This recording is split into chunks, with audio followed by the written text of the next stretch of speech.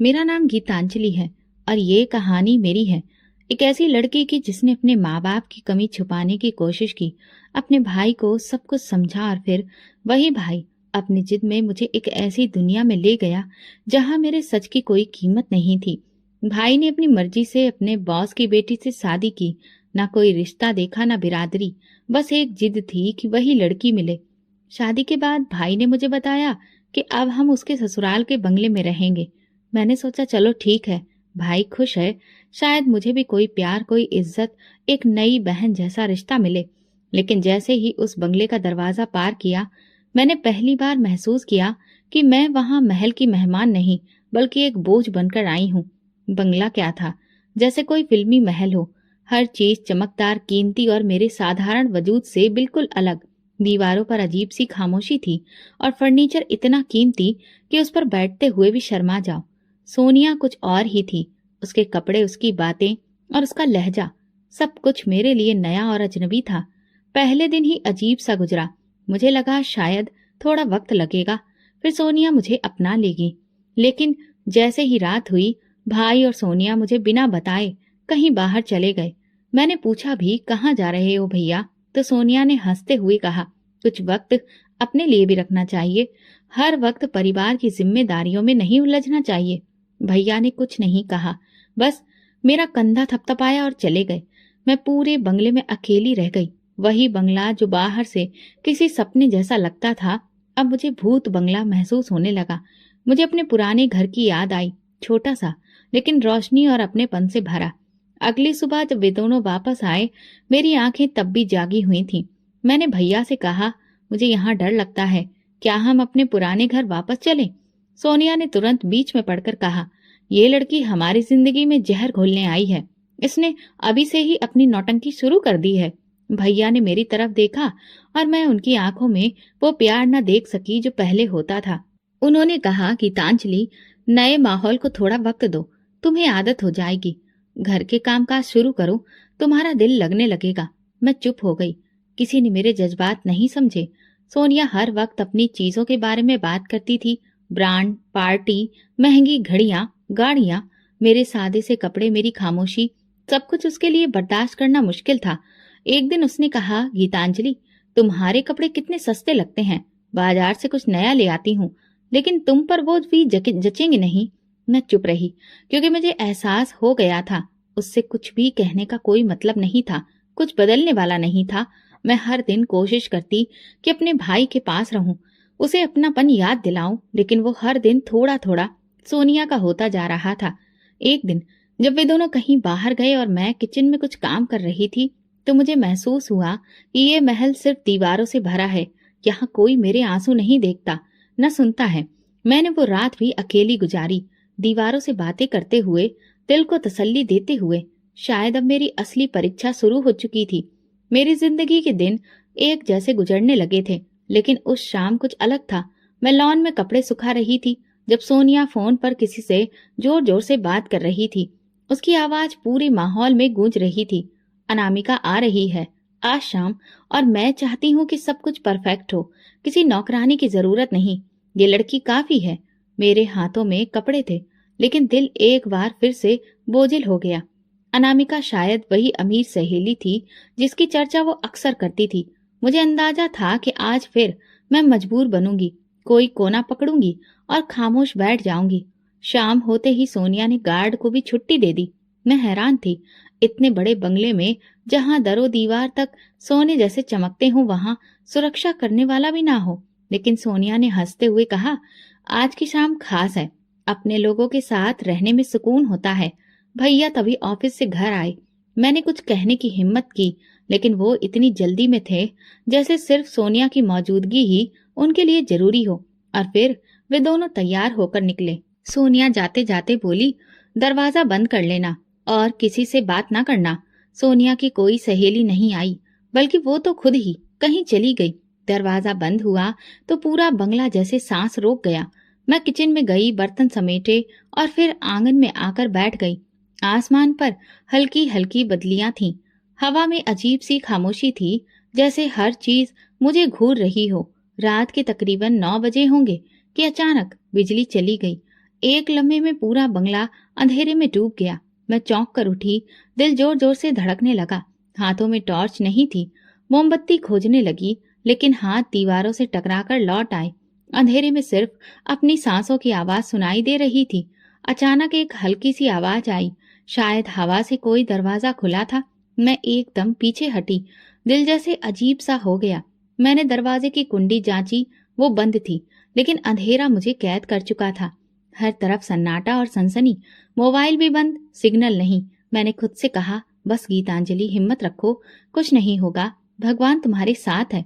लेकिन दिल मानने को तैयार नहीं था। कमरे के कोने में सिमट कर मैं बैठ गई, हाथों को आपस में जकड़ लिया, आंखें बंद की और माँ का चेहरा याद आया। उनकी गोद की खुशबू, वो नरम एहसास और वो लोरियां जो मुझे सुला दिया करती थीं, आज वो सब कितना दूर हो गया था। अगर वो होती तो शायद मैं इस तरह अकेली न होती। करीब 10:30 बजे दूर गेट की आवाज आई। मैं चौंकी, लेकिन हिलने की हिम्मत ना हुई। दरवाजा खुला, रोशनी आई। भैया और सोनिया वापस आ चुके थे।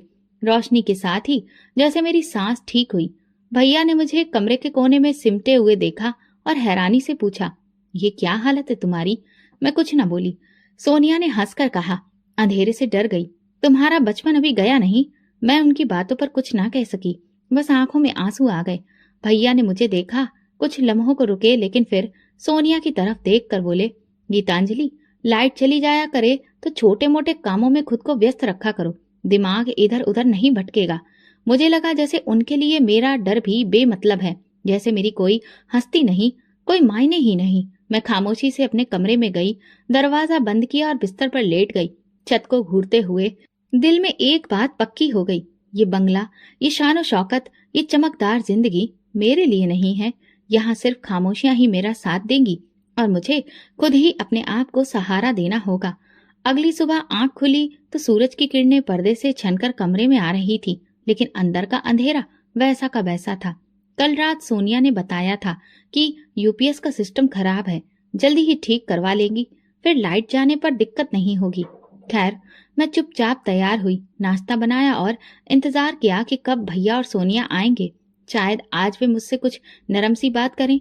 जब वे दोनों नीचे आए, मैंने हिम्मत करके कहा, भैया, मैं वापस अपने घर जाना चाहती हूँ, यहाँ का माहौल मेरे लिए नहीं है। मेरी आवाज धीमी थी, लेकिन दिल से निकली थी। सोनिया ने तुरंत बीच में पड़कर कहा, आंखों में वही तंज, वही जहर। ये लड़की रोज कोई न कोई नया ड्रामा क्यों करती है? कभी अंधेरे से डरती है, कभी माहौल से तंग आ जाती है। मेरे होंठ सिल गए। मैंने भैया की तरफ देखा, शायद वे मेरे लिए कुछ कहें, लेकिन उन्होंने नजरें चुरा ली।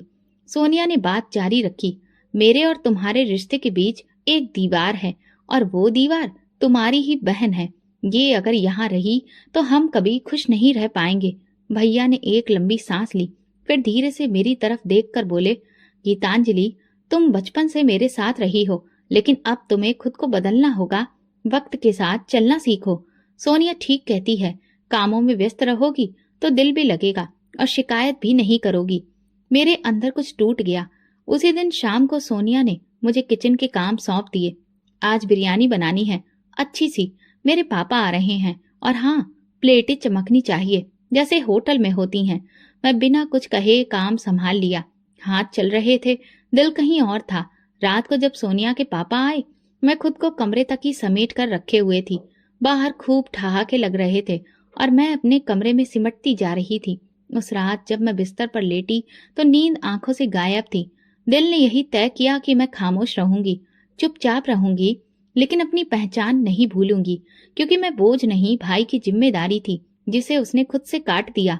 उस दिन के बाद मैंने खुद को कमरे तक ही सीमित कर लिया।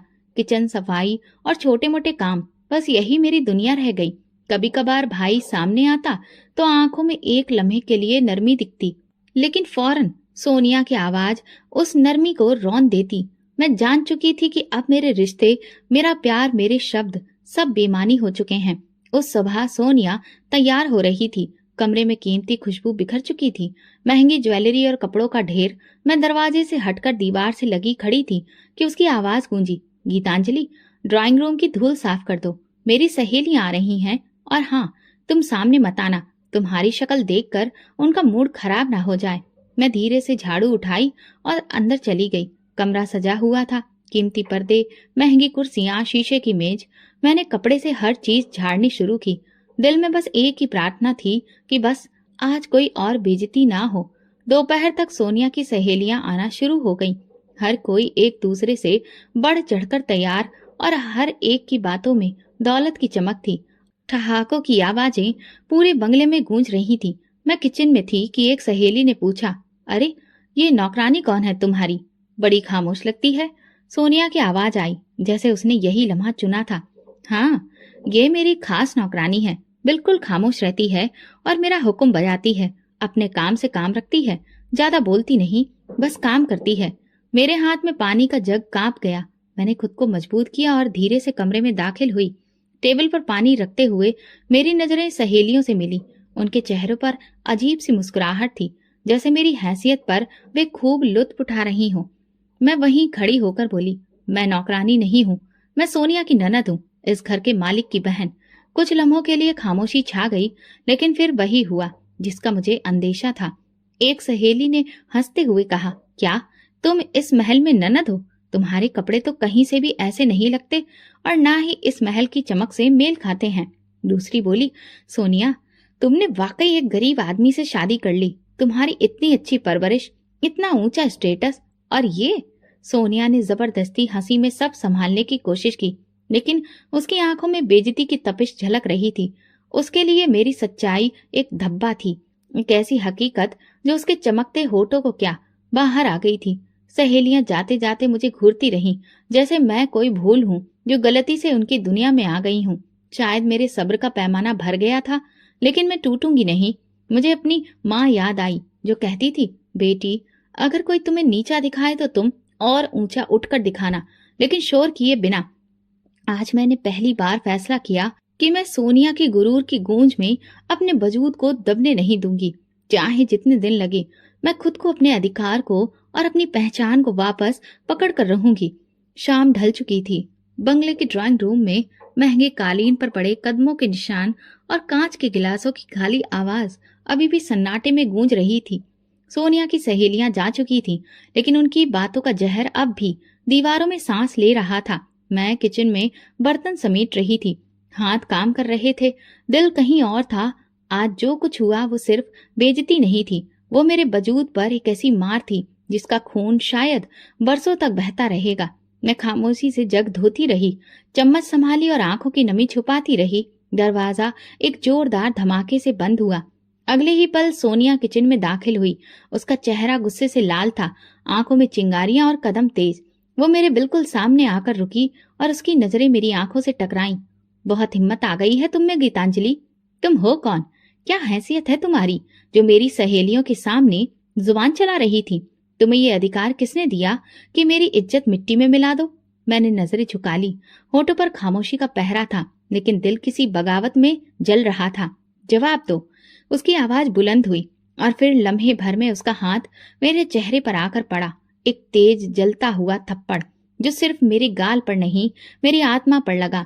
मेरा सर एक तरफ को झूल गया और आंखों के सामने सब धुंधला हो गया। एक पल को लगा जैसे वक्त थम गया हो। बर्तनों की आवाज रुक गई, हवा रुक गई और मैं बस वहां खड़ी रही। अपनी औकात में रहो, वो चिल्लाई। ये तुम्हारा घर नहीं है, ना ही तुम कोई खास हो, बस एक बोझ हो जो हमने तरस खाकर रख लिया है। आइंदा जुबान खोली तो। मैंने धीरे से नजरें उसकी तरफ उठाई। कुछ लम्हों के लिए वो ठिठक गई। शायद मेरी आंखों की नमी में उसे कुछ नजर आया, शायद मेरी खामोशी में कोई सवाल छुपा था, लेकिन वो बिना कुछ कहे पलटी और बाहर चली गई। मैं वहीं खड़ी रही, हाथ चूल्हे पर रखे थे, लेकिन दिल कहीं और जा चुका था। आंखों से आंसू निकले बिना बहने लगे। ये वो आंसू थे जो आवाज नहीं करते, बस अंदर ही अंदर सब कुछ बाहर ले जाते हैं। मेरे कदमों ने खुद को खींचकर कमरे में पहुंचाया। दरवाजा बंद किया और मैं कालीन पर बैठ गई।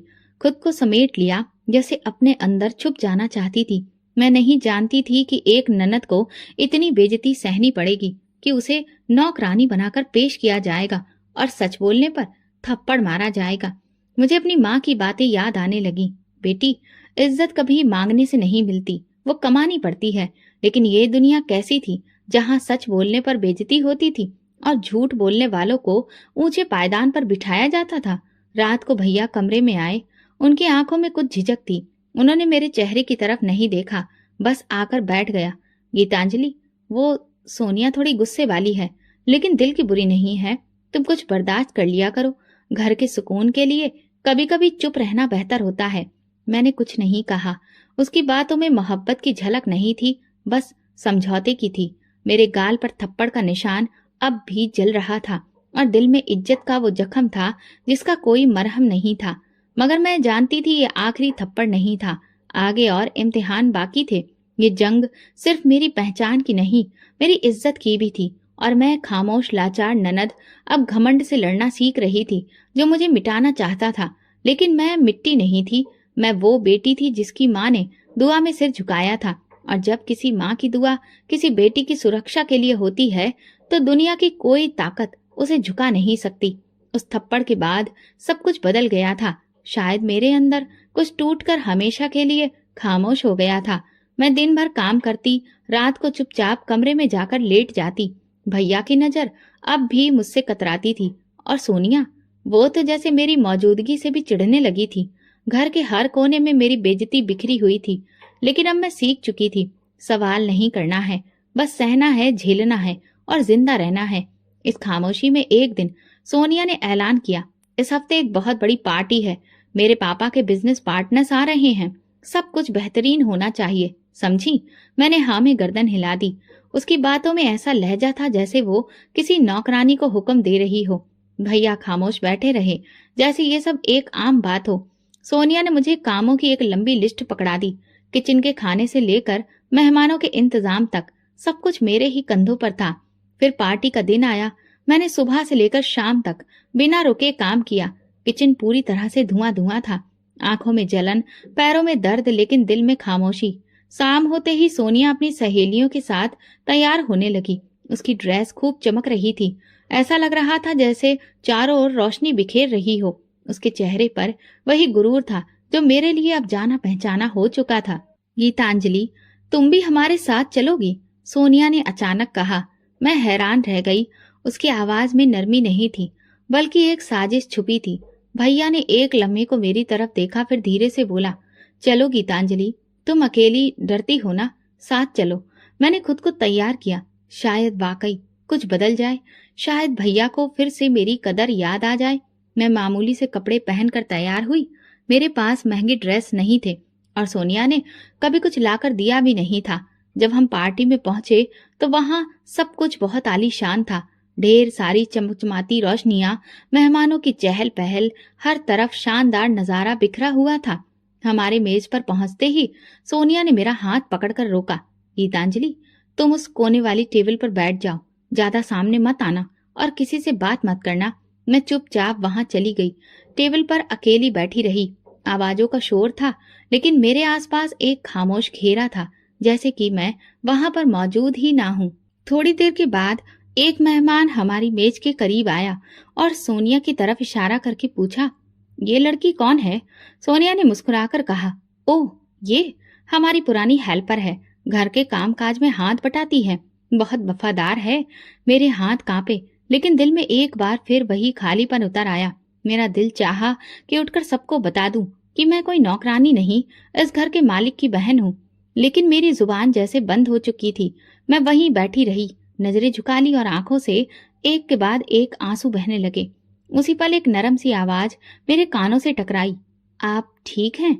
मैंने सिर उठाकर देखा तो एक नौजवान मेरे सामने खड़ा था। लंबा कद, संजीदा चेहरा और आंखों में वो नमी जो ना जाने कितनी मुद्दतों से मुझे किसी की आंखों में देखने को नहीं मिली थी। मैंने हाँ में सिर हिलाया।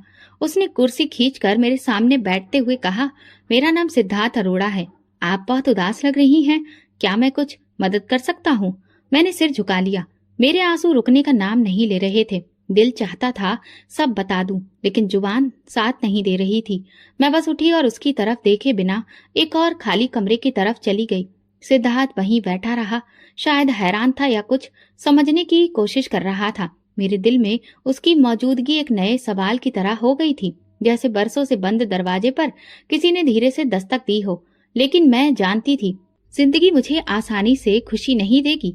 वापसी पर सोनिया के चेहरे पर किसी जीत के जैसी मुस्कुराहट थी, जैसे उसने कोई बहुत कामयाब खेल खेला हो। भैया ने मेरी तरफ देखा, शायद उन्होंने कुछ महसूस किया, शायद वो कुछ कहना चाह रहे थे, लेकिन वही पुरानी खामोशी, वही बेबसी भरी निगाहें। रात को बिस्तर पर लेटी तो सिद्धार्थ का चेहरा बार बार नजरों के सामने आ रहा था। उसकी वो नरम आवाज, वो सवाल, उसका मेरे सामने बैठ जाना, ये सब कुछ मेरे लिए नया था। मैं नहीं जानती थी कि वो कौन है, कहाँ से आया है या उसकी नीयत क्या थी, लेकिन दिल के किसी कोने में एक उम्मीद ने जन्म लिया था। क्या ये उम्मीद मेरा नया इम्तिहान बनेगी, अंधेरे में कोई रोशनी बनेगी? ये तो अब वक्त ही बता सकता था, लेकिन इतना जरूर जानती थी कि उसके एक लम्हे ने मेरे जख्मों पर एक मरहम सा लगाया था, और ये मेरे लिए किसी दुआ से कम नहीं था।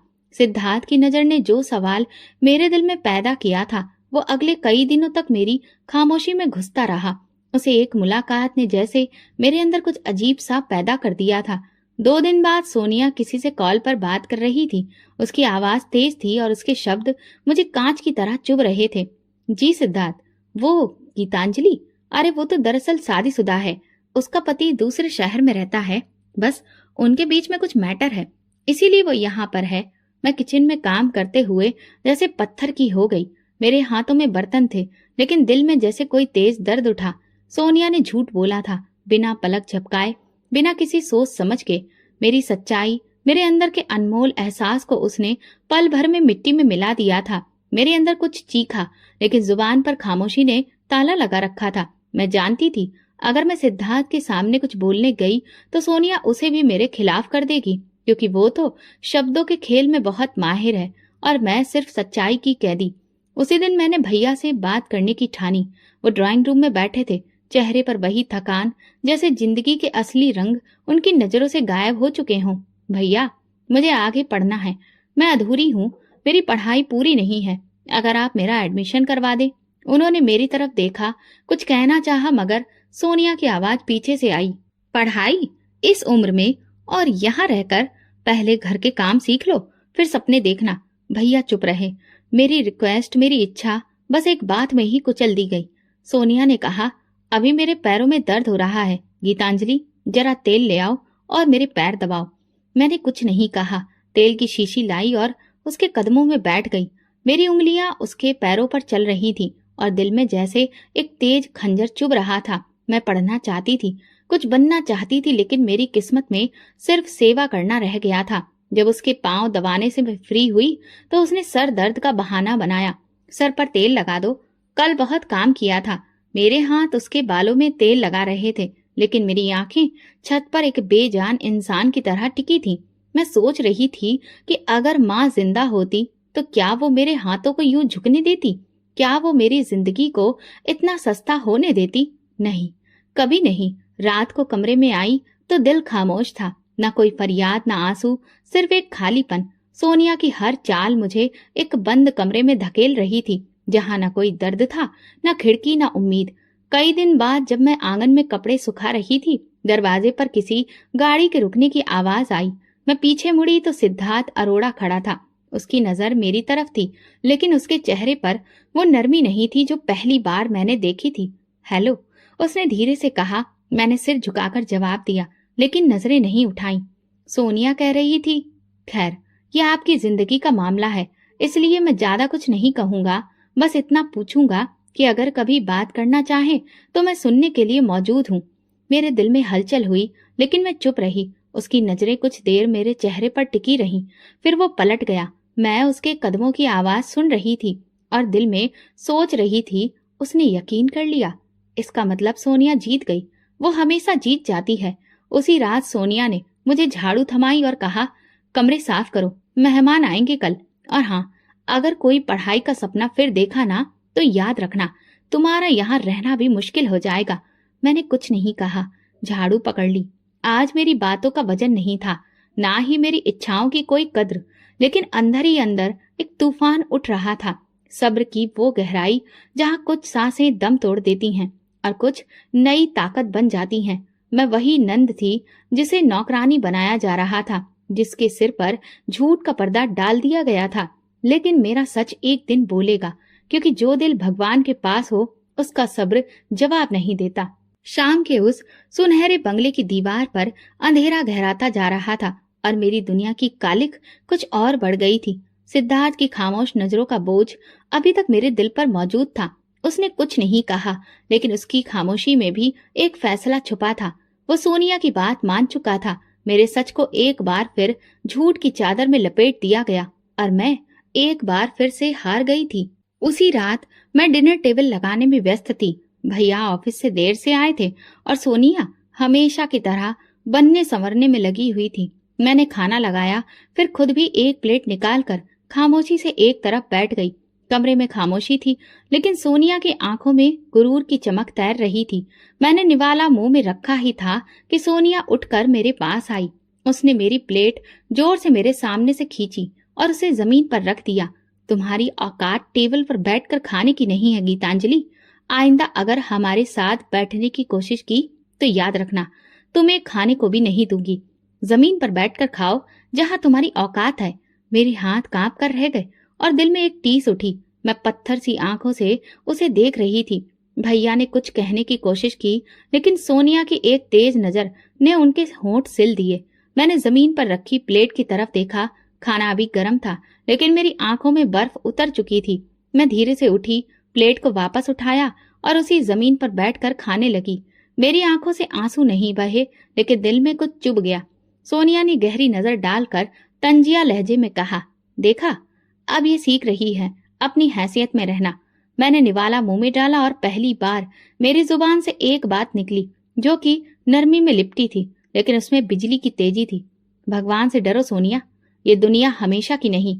जो गुरूर तुम अपने लहजे में लेकर चलती हो, एक दिन वही तुम्हें मिट्टी में मिला देगा।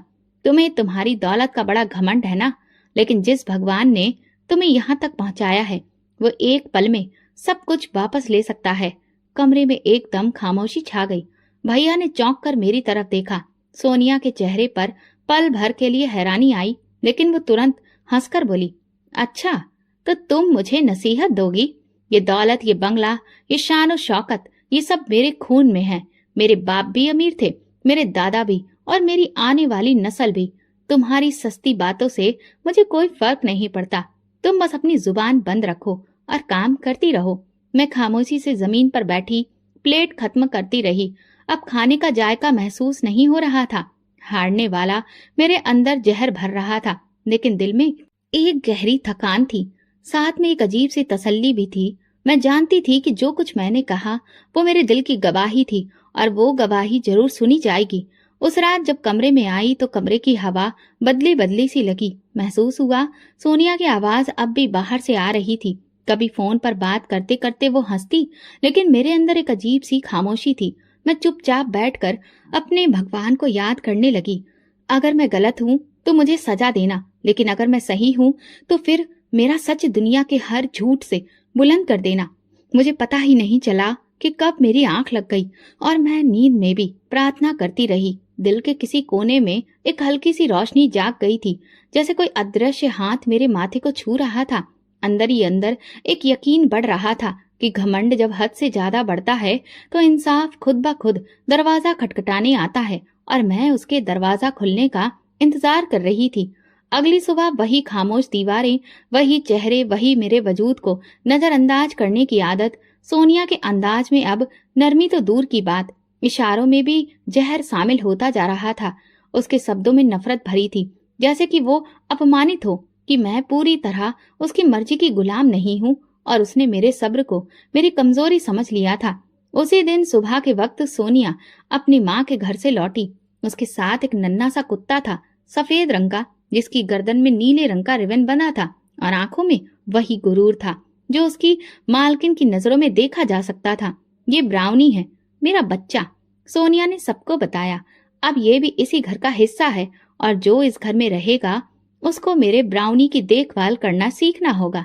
भैया ने बिना कुछ कहे सिर हिला दिया। मैं चुप खड़ी रही, कुत्ते को देखती रही। जब वो सोफे पर चढ़कर मेरी तरफ घूरने लगा तो जैसे मुझे लगा कि वो जान गया है कि मैं इस घर में सबसे कमतर हूँ। शाम को जब सब खाने के मेज पर बैठे, मैं हमेशा की तरह अलग कोने में जमीन पर बैठी अपनी थाली में निवाला बना रही थी कि सोनिया की नजरें बार बार मुझ पर थीं। उसके चेहरे पर एक अजीब सी चमक थी, जैसे वो कुछ सोच रही हो। अचानक उसने सीटी बजाई और ब्राउनी को आवाज दी, आओ बेटा, जरा हमारी गीतांजलि की मोहब्बत भी चख लो। मैंने चौंक कर उसे देखा। ब्राउनी मेरे पास आया। उसने मेरी प्लेट की तरफ मुंह बढ़ाया। मैं पीछे हटाना चाहती थी, लेकिन सोनिया ने हाथ के इशारे से उसे बढ़ने दिया। कुत्ता प्लेट के करीब आया और एक झटके में उसने मेरे निवाले को खाना शुरू कर दिया। मेरी आंखों के सामने अंधेरा छा गया। मैं एक पल को खुद को संभालने की कोशिश करने लगी, लेकिन दिल जैसे किसी ने निचोड़ दिया हो। वो प्लेट जिसमें मेरी इज्जत थी, जहां मेरे भगवान की दी हुई रोटी थी, उसे इस कुत्ते के झपट जाने से गंदा कर दिया गया था और मैं बस तमाशा बनकर रह गई थी। सोनिया ने ठहाका लगाया, मेरे ब्राउनी का झूठा खा लो, शायद तुम्हारे अंदर थोड़ा कायदा आ जाए। देखो ना, ये भी मेरे टुकड़ों पर पलता है और मेरे कदमों में बैठकर अपनी दुम हिला पाता है। तुम भी इसकी तरह एहसान मानना सीखो। मेरे हाथ कांपने लगे। मैंने प्लेट एक तरफ सरकाई और धीरे से कहा, ये तुमने अच्छा नहीं किया। क्या बोली? उसकी आवाज बुलंद हो गई। अब तुझे मेरे कुत्ते से भी तकलीफ है? तू इस घर में रहती हो, खाती हो और जुबान चलाती हो। मैंने आंखें बंद की। दिल में एक भारी तूफान लिए खामोश थी। मैं चाहती थी कि सब कुछ ठीक हो जाए, सब कुछ बता दूं, भैया को, सिद्धार्थ को और इस दुनिया को। लेकिन मैं जानती थी कि मेरे शब्द अभी सुने नहीं जाएंगे। मुझे अभी सब्र करना था, क्योंकि कुछ इम्तिहान अभी पूरे नहीं हुए थे। मैं उठी और प्लेट वहीं छोड़ दी। कमरे से निकलते वक्त मेरी आंखों में आंसू नहीं थे, लेकिन आत्मा पर बोझ भर चुका था। मैं भगवान को याद करके रोने लगी। मेरे अंदर का शोर बढ़ रहा था, लेकिन मैंने उसे शांत करने की कोशिश की। मैं जानती थी कि मेरी लाचारी अब चरम सीमा पर पहुंच चुकी थी, जहां इससे ज्यादा बेइज्जती और क्या हो सकती थी कि मेरी थाली में कुत्ता खाए और मैं कुछ ना कह सकूं। ना तो आंखें नम हुई, ना कोई शब्द मेरे दिल को तसल्ली देने आया। कुत्ते के झूठे निवाले ने मेरी इंसानियत को ऐसा कुचला था जैसे कोई राह चलते पत्थर को ठोकर मारकर आगे बढ़ जाए। मगर मैं अभी भी वही गीतांजलि थी, खामोश, सब्र करने वाली और यकीन से बंधी हुई। अगली सुबह रोजाना के मुकाबले और भी ज्यादा मैं खामोश थी। मैं नाश्ते की तैयारी कर चुकी थी। सोनिया अपने कमरे से निकली तो उसके हाथ में महंगे ब्रांड के जूते थे और उसके चेहरे पर वही सुकून, वही शक्ति जो मेरी दुनिया हिलाने के लिए तैयार थी। वो ड्राइंग रूम में आई और मुझे सामने बुलाकर खड़े होकर जूते जमीन पर रख दिए। गीतांजलि, इन पर कुछ मिट्टी लग गई है, साफ कर दो जल्दी, मुझे देर हो रही है। मैं एक पल चुप रही। उसके कदमों के करीब रखे जूते को देखा और दिल के अंदर कुछ अजीब सा हिलने लगा। मैंने धीरे से कहा, मैं जूते साफ नहीं करूंगी। मैंने कभी किसी का जूता नहीं उठाया और ना ही अब उठाऊंगी। मैं यहाँ नौकर नहीं हूँ सोनिया। शायद पहली बार मेरे अंदर की खुददारी झलकी। सोनिया के चेहरे पर पल भर के लिए हैरानी थी, लेकिन वो फौरन दब गई। उसके नाजुक हाथों में गुस्सा था। उसने एक कदम आगे बढ़ाया। क्या कहा? तुम मुझे इनकार कर रही हो? उसने दांत पीसते हुए कहा। तुम जैसे लोग जिन्हें मैं अपने कदमों तले बिठा दूं, वो जुबान चला रहे हैं। तुम्हें खाने को दे रही हूँ, रहने को जगह दे रही हूँ, और तुम मेरी इज्जत के सामने इनकार कर रही हो। मैंने उसकी बात खामोशी से सुनी, आंखें नीचे किए, लेकिन दिल में एक अजीब सी लहर उठी। मेरी खामोशी उसके घमंड को जलाने लगी थी। मैं मुफ्त की रोटियां नहीं तोड़ती सोनिया। मैं काम करती हूँ, इज्जत से जीती हूँ। तुमने अगर मुझे यहाँ रखा है तो मजबूरी में नहीं, मेरे भाई की बहन होने के नाते। मैं तुम्हारे कदमों की जूती नहीं हूँ। मेरी बात अभी पूरी भी नहीं हुई थी कि उसने एक झटके से अपनी जूती उठाई और मेरे पेट पर जोर की ठोकर मारी। मैं पीछे लड़खड़ाई, जमीन पर गिर पड़ी। कमर के नीचे फर्श की चोट ने एक लम्हे को सांस रोक दी। तुम्हारी इतनी औकात कि मेरे सामने जुबान चलाओ? उसने गुस्से से कहा। तुम अब मेरे पैरों की जूती भी नहीं रही। तुम तो वो मिट्टी हो जो मैं रोज अपने कदमों से रौंदती हूँ। तो अब तुम्हें अपनी औकात याद दिलानी पड़ेगी। मेरी सांसें उखड़ गईं, लेकिन मैं खामोश रही। दिल से एक आह निकलने वाली थी, लेकिन मैंने उसे अंदर ही रोक लिया। आंखों में आंसू नहीं थे, सिर्फ एक खामोश आग सुलग रही थी। भाई आंगन में आ चुका था। उसने हमें देखा, लेकिन मुंह से कुछ भी कहने की हिम्मत नहीं हुई। उसकी आंखें किसी बुझी हुई रोशनी की तरह झुकी थी और वो बस पलट गया। उसे देखकर एक बार फिर मुझे यकीन हो गया कि मेरे साथ कोई नहीं खड़ा है सिवाय मेरे भगवान के। मैं धीरे से उठी, फर्श से खुद को सहारा दिया और सीधे जाकर कमरे में बंद हो गई। पीछे सोनिया की आवाज आ रही थी। इस ठोकर से याद रखो, इस दिन को गीतांजलि, अब अगर कभी आंख दिखाई तो बाहर निकाल दूंगी। दरवाजा बंद करके मैं कमरे के अंधेरे में बैठ गई। न कोई शिकवा, न कोई फरियाद। पूरे शरीर में दर्द था और दिल में बस एक ही सवाल, आखिर भगवान कब मेरे लिए अदालत का दरवाजा खुलेगा? कब ये जुल्म रुकेंगे? अब मैं हर पल इंसाफ के लम्हे गिन रही थी। हर सांस, हर जख्म, हर आंसू मेरा इंतजार कर रहा था, क्योंकि मेरा यकीन अब पक्का हो चुका था कि जो जमीन पर गिराया जाए उसे आसमान से उठाने वाला मौजूद होता है। मैं अच्छे से जानती थी कि जूते और ठोकरें इंसान को नहीं, वक्त को बदलती हैं, और अब वक्त बदलने वाला था। अगली सुबह मौसम काफी ठंडा था। आसमान पर हल्के हल्के बादल छाए थे। सोनिया के अंदाज में जैसे कोई नया तूफान छू गया था। उसकी आंखों में कुछ और ही तमाशा करने की चमक थी। मैं सब महसूस कर रही थी, लेकिन फिर भी चुपचाप अपने काम में लगी रही। यही मेरी आदत बन चुकी थी, खामोशी से मेहनत करना। अचानक मुझे लगा जैसे किसी ने मेरे गले में कोई फंदा डाल दिया हो। जैसे ही मैं पलटी, देखा तो सोनिया मेरे पीछे खड़ी थी और उसके हाथ में चमड़े का एक पट्टा था, वही जो वो अक्सर ब्राउनी अपने पालतू कुत्ते के लिए लाती थी। वो मेरे गले में पट्टा डालने की कोशिश कर रही थी। नहीं, वहां पर भैया नहीं थे, न कोई और जो ये तमाशा देखकर कुछ कह सके। दीवारें बस इस जुल्म की गवाह बनी बैठी थी। बोलो गीतांजलि, आज मेरी बात काट कर दिखाओ, वरना ये पट्टा तेरे गले से कभी नहीं निकलेगा। उसकी आवाज अब दहाड़ में बदल चुकी थी। मेरी आंखों से आंसू बहने लगे। जुबान बंद थी, गला सूख गया था, लेकिन दिल अंदर ही अंदर चिल्ला रहा था। मैं इंसान थी, मगर मेरे साथ जानवर के जैसा सुलूक किया जा रहा था। सोनिया ने मुझे उस लम्हे में मेरी तमाम हदों से गिरा दिया था। बेइज्जती की वो आखिरी सीढ़ी थी जिस पर मैं खड़ी थी, और नीचे सिर्फ अंधेरा था। मैं कल से पट्टा हटाने की कोशिश करती रही, मगर वो मजबूती से बंधा था। सोनिया ने ठहाका लगाया। अब समझी अपनी जगह। ये पट्टा तेरे गुरूर के लिए है, तेरी जुबान के लिए और तेरे सपनों के लिए। तेरी यही औकात है गीतांजलि। मैं वहीं जमीन पर गिरी पड़ी रही। गला फाड़ कर नहीं चिल्लाई, बल्कि अंदर ही अंदर टूट कर मेरी सिसकियां निकलने लगी। कोई नहीं था उन्हें सुनने वाला। सोनिया कमरे से बाहर निकल गई, पट्टा मेरे गले में छोड़कर। उसकी चाल में वही गुरूर, वही जीत थी। उसने जो करना चाहा था कर दिखाया था। अब मैं महज एक खामोश वजूद थी, जिसे बेइज्जती के खूंटे से बांध दिया गया था। मेरे शरीर में ताकत नहीं बची थी। मैं वहीं जमीन पर भगवान को याद करके रोती रही। तुम देख रहे हो ना, मैं तुमसे भीख मांग रही हूँ। तुम सब जानते हो, सब सुनते हो, लेकिन मेरी मुश्किलें कम नहीं करते। बस मुझे सब्र दे रहे हो। अगर ये किसी का जुल्म है तो मुझे इस मिट्टी में मिला दो। मेरे हाथ कांप रहे थे, पर दिल में पहली बार एक ऐसी रोशनी महसूस हुई जो इन अंधेरों को चीरने के करीब थी। मैं पूरा दिन कमरे से बाहर नहीं निकली। भैया ने मेरी खबर नहीं ली। उस रात वो पट्टा मेरे पास ही रखा रहा। वो मेरी बेइज्जती को मुझे बार बार याद दिलाता रहा। रात का आखिरी पहर था। एक हल्की सी ठंडी हवा कमरे के दरवाजे के नीचे से अंदर दाखिल हुई। मेरे चेहरे पर लगे आंसुओं की नमी सूख चुकी थी, लेकिन अंदर दिल सुलग रहा था और बस बार बार कह रहा था कि आखिर इंसाफ कब होगा। अगली सुबह मैं अपना काम कर रही थी। सोनिया हर रोज की तरह अपने नखरे, हुक्म और ताने लिए इधर उधर घूम रही थी। भैया को ऑफिस के लिए तैयार होते देखा। उनके चेहरे पर एक अजीब सी लकीरें थी, जैसे वो किसी अंधेरे सफर में खो चुके थे। तभी फोन बजा। सोनिया ने फोन उठाया और जैसे ही दूसरी तरफ से आवाज आई, उसके चेहरे का रंग बदलने लगा।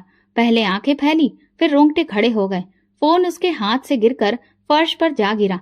भैया भागते हुए अंदर आए। सोनिया को देखा, फिर जोर से चिल्लाए, फैक्ट्री में आग लग गई है, सब कुछ जल गया। भैया के कदम जैसे जमीन से चिपक गए।